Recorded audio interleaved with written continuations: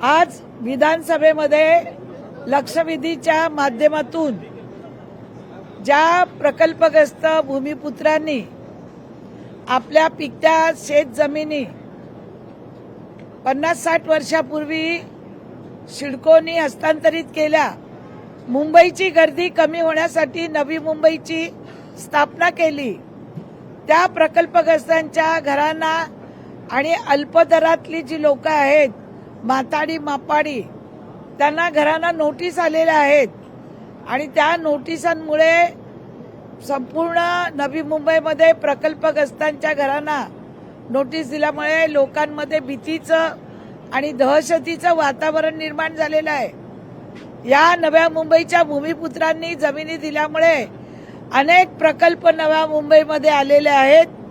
आज Navi Mumbai international airport विमानतळ सुद्धा आमच्या इथे आलेलं आहे। अनेक MIDCच्या कंपन्या आलेल्या आहेत, वेगवेगळे प्रकल्प आलेले आहेत आणि अजून या राज्याचे माननीय मुख्यमंत्री देवेंद्र फडणवीस साहेब यांनी सुद्धा काल सभागृहात घोषणा केलेली आहे की नव्या मुंबईला देश स्तरावरती आणण्यासाठी आपले नवीन नवीन प्रकल्प येणार आहेत। पण असं एकीकडे चित्र असताना दुसरीकडे कोणतरी कोर्टात जातं आणि त्यामुळे आमच्या प्रकल्पग्रस्तांची घरं जी 70-70, 80-80 वर्ष बांधलेली आहेत त्यांना नोटिसा येतात अनधिकृत बांधकामं म्हणून। त्याची आज लक्षवेधी घेतली होती। त्या लक्षवेधीमध्ये मंत्री महोदयांनी सांगितलं की ज्या प्रकल्पग्रस्तांनी घरं बांधलेली आहेत स्वतःच्या जागेवर त्यांनी ताबडतोब महानगरपालिकेमध्ये प्रस्ताव द्यावे आणि ते प्रस्ताव देत असताना जर त्यांनी FSI जास्त वापरला असेल तर किती FSI वापरला त्याप्रमाणे आम्ही FSI सुद्धा वाढवून देऊ आणि जी प्रकल्पग्रस्तांची घरं आहेत ती कायम करून देऊ। त्यासाठी नवीन धोरण आणावं लागेल, एक बैठक करावी लागेल। तो निर्णय आज सभागृहात घेतला गेला। आपल्या माध्यमातून सर्व भूमिपुत्र आणि प्रकल्पग्रस्तांना माझी विनंती आहे की लवकरात लवकर आपण ज्यांना नोटीस आल्या त्यांनी, ज्यांना नाही आल्या त्यांनी सुद्धा महानगरपालिकेच्या आयुक्तांकडे आपला प्रस्ताव ताबडतोब द्या। त्याच्यामुळे आम्हाला सदरची बैठक घेऊन कोर्टातून पण आम्हाला आमचं म्हणणं मांडता येईल आणि आपण जो FSI वापरलाय तो सुद्धा कायम करता येईल। यासाठी आज मंत्री महोदयांनी मला हे उत्तर दिलेलं आहे आणि त्याप्रमाणे आपल्या माध्यमातून मी लोकांना विनंती करत आहे की हे राज्य आहे, राज्य गोरगरिबांचं आहे, गोरगरिबांना घरं मिळत आहेत। तर आमच्या भूमिपुत्रांना सुद्धा आमची 4थी पिढी आहे, त्यांना सुद्धा घर मिळालं आणि योजना काढली तर बरं होईल। पण पहिली आमचं जी घरं आहेत ती कायमस्वरूपी करावी ही आज आम्ही लक्षवेधीद्वारे ही सूचना मांडलेली आहे।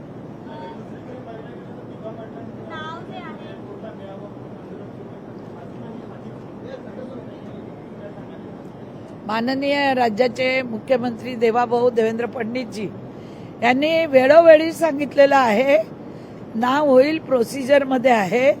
इंटरनॅशनल विमानतळाला नाव देताना असं आपण प्रत्येकाने रोज उठून जर आपण बोलत राहिलो तर आपलं जे होणार नाव त्याची प्रोसिजर असते। आपल्यालाही माहिती आहे सर्व मीडियाला, कुठलंही एवढं मोठं नाव होताना ते ताबडतोब होत नाही आणि अनेक वेळा माननीय मुख्यमंत्र्यांनी सांगितल्यानंतर सुद्धा काही लोक जाणीवपूर्वक जर आंदोलन करून जर तिथल्या भारतीय जनता पार्टीचे जे आमदार आहेत त्यांना छेडण्याचं काम करत असतील। मी स्वतः दिवा पाटलांबरोबर काम केलेली कार्यकर्ती आहे, त्यांच्या प्रत्येक आंदोलनामध्ये दिवा पाटलांच्या मी पाणी देणारी महिला म्हणून प्रसिद्ध होती, तर त्यांचं नाव लागावं ही सगळ्यांची आमची इच्छा आहे।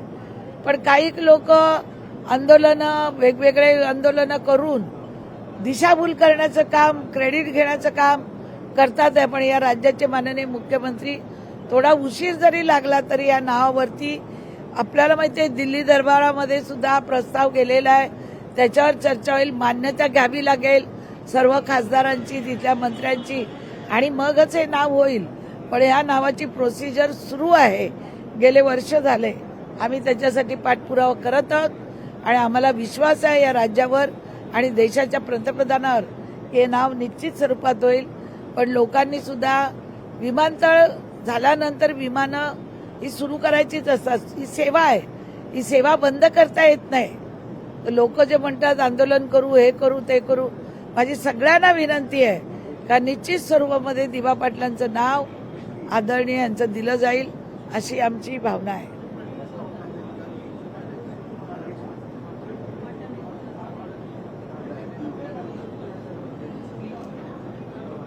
विमानतळ सुरू झालंय, ती लोकसेवा आहे, ती दिलीच गेली पाहिजे.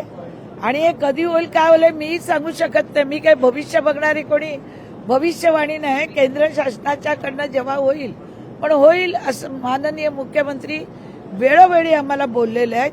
तर आम्ही पण श्रद्धा सबुरी का पल मिठा होता है या धोरणाने चाललं पाहिजे. निश्चित स्वरूपात दिबा पाटलांचं नाव होईल. जो प्रकल्पग्रस्त लोग हैं उन्हें नोटिस आ रहा है नवी मुंबई में सिडको की तरफ से, आपने भूमिका रखी है मैं यही कहना चाहूंगी कि जो प्रकल्पग्रस्तों ने अपनी जो जमीनें हैं वो अनेक प्रकल्प के लिए सिडको को दी, संपादित की. आज 50-60 साल के ऊपर हो गया और आज हमारे घर को नोटिस आती है कि तुम अनधिकृत घर में रह रहे. ठीक है, हमारी चौथी पीढ़ी हमने घर बढ़ाया है, पैसा बढ़ाया है. आज हमने डिमांड की थी कि हमारा घर रेगुलाइज करो और 2015 में माननीय मुख्यमंत्री देवेंद्र जी फडणवीस साहब ने एक निर्णय लिया था लक्ष्य वेदी के ऊपर कि ये घर रेगुलाइज किए जाएंगे.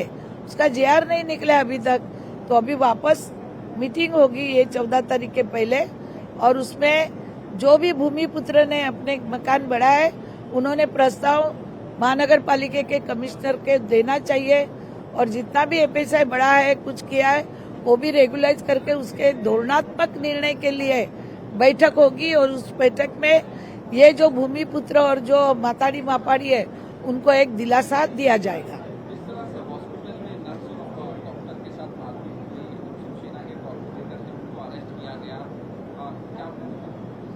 देखो, कोई भी हॉस्पिटल में भले कोई नर्स और डॉक्टर को मारना नहीं चाहिए, किसी ने हाथ उठाना नहीं चाहिए.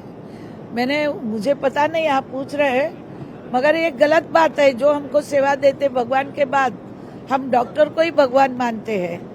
कोई हॉस्पिटल में ऐसी बात हुई जाती है कि पेशेंट अपने पेशेंट के लिए लड़ते रहता है और उनको ठीक से जवाब नहीं दिया जाता है.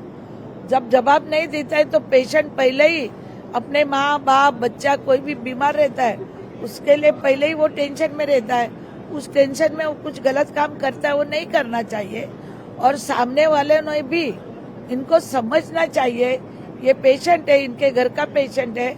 अभी कल परसों हमारे नवी मुंबई में भी घटना हुई, एक औरत मर गई, गलत डोज से बच्चा भी मर गया. तो वहाँ के डॉक्टर और सिस्टर अगर गलत काम करेंगे तो वो फिर जिसका घर का इंसान है वो तो चिढ़ी जाएंगे. ये तो नेचुरली है, मगर वैसा होना नहीं चाहिए. मैं सब कार्यकर्ता को बोलती हूँ कि हॉस्पिटल सबके लिए है.